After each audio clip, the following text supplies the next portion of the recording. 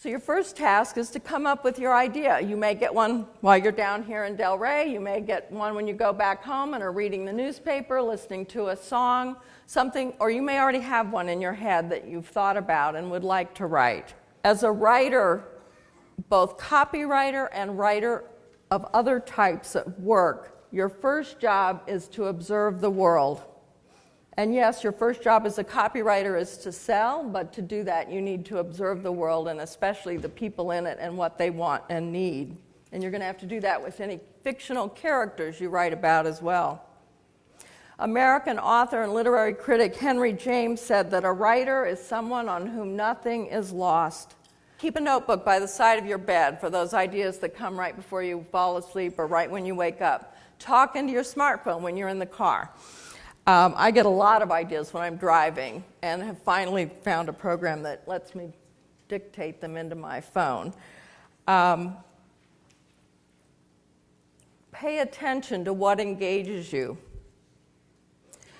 You can find other ways to get ideas for your writing through writing classes that you take virtually or in person. AWI plans to offer a new course in 2015, How to Write, Market, and Publish Your Book. We'll tell you more about that later. But writing prompts, I've taught copywriting classes as well as fiction and poetry writing classes. And one of the best things I do with brand new writers is give writing prompts. You can find writing prompts online. You can find them when you take classes.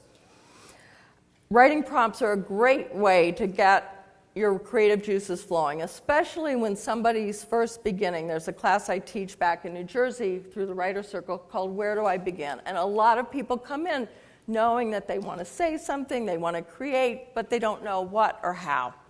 So the first assignment I give them is a writing prompt based on a poem written by Natalie Goldberg. Natalie Goldberg wrote a wonderful book for writers called Writing Down the Bones. Her poem is called I Remember, and it talks about her childhood in Minnesota. When I give this poem to beginning writers to read, and then I ask them to take 10 minutes and begin with the words I remember.